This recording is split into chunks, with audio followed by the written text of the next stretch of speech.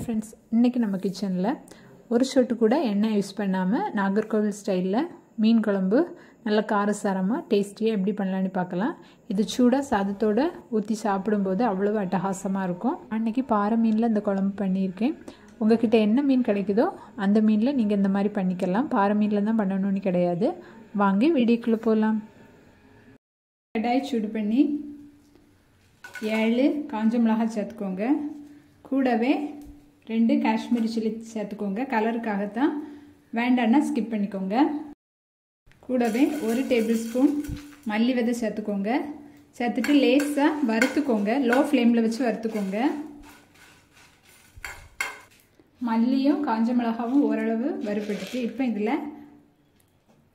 1/4 teaspoon மிளகு சேர்த்துக்கோங்க. கூடவே 1 டீஸ்பூன் ஜீரகம், 1/4 டீஸ்பூனுக்கும் கொஞ்சம் கம்மியாக வெந்தயம் சேர்த்துட்டு லோ ஃப்ளேம்லே வறுத்துக்கோங்க.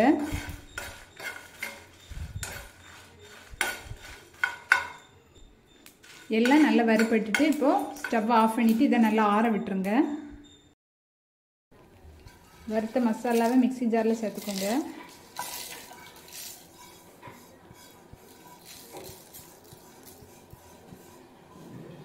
ஃபஸ்ட்டு தண்ணி சேர்க்காமல் அரைச்சிக்கோங்க. இது கூட ஒரு 8 டேபிள் ஸ்பூன் துருவின தேங்காய் சேர்த்துக்கோங்க. 1/2 டீஸ்பூன் மஞ்சள் தூள்,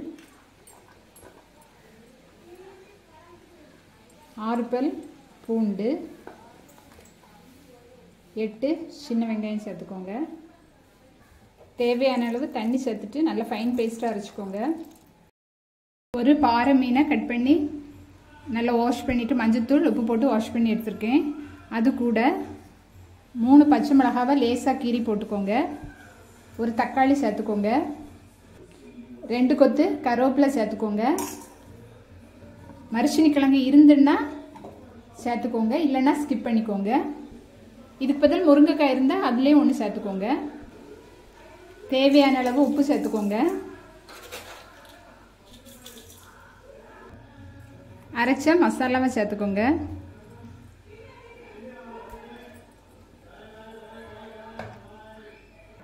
ஒரு பெரிய லெமன் சைஸ்க்கு புளியை கரைச்சி அதை சேர்த்துக்கோங்க. ஃபஸ்ட்டே மொத்த புளி தண்ணியும் சேர்த்துறாதீங்க. குழம்பு கூட்டி பார்த்துட்டு புளிப்பு பத்தலைன்னா அப்புறம் சேர்த்துக்கோங்க.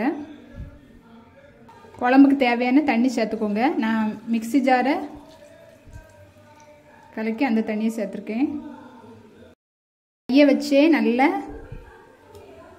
குழம்ப கலந்துக்கோங்க. கலந்துட்டு உப்பு காரம் புளிப்பெல்லாம் செக் பண்ணிவிட்டு தேவைன்னா சேர்த்துக்கோங்க.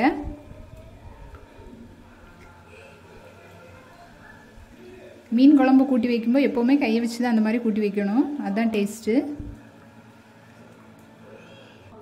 எனக்கு கொஞ்சம் காரம் கம்மியாக இருக்குது, அதனால நான் கொஞ்சமாக மிளகாத்தூள் சேர்த்துக்கிறேன்.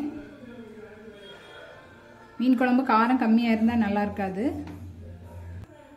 இப்போ ஸ்டவ்வை ஆன் பண்ணிவிட்டு ஹை ஃப்ளேமில் வச்சுக்கோங்க. ஒரு கொதி வரட்டும். நீங்கள் மீன் குழம்பு வைக்கும்போது கொஞ்சம் கவனமாக நிற்கணும். குழம்பு வெளியே கொட்டி சிந்திட்டுன்னா அந்த மீன் குழம்போட டேஸ்ட்டே போயிடும். மூடி போட்டு குக் பண்ணிக்கோங்க. குழம்பு ஒரு கொதி வந்ததும் மீடியம் ஃப்ளேமில் வச்சு குக் பண்ணிக்கோங்க. குழம்பு எவ்வளோ திக்னஸ் வேணுமோ அந்த அளவுக்கு வச்சுக்கோங்க. இறக்குறதுக்கு முன்னால் ஒரு கொத்து கருவேப்பிலையும் 2 பச்சை மிளகாயும் சேர்த்துக்கோங்க. குழம்பு சூப்பராக ரெடி ஆகிட்டு இப்போ ஸ்டவ்வை ஆஃப் பண்ணிடுங்க. நீங்களும் கண்டிப்பாக ட்ரை பண்ணி பாருங்கள். ட்ரை பண்ணிவிட்டு கமெண்ட் பண்ண மறக்காதீங்க. தேங்க்ஸ் ஃபார் வாட்சிங்.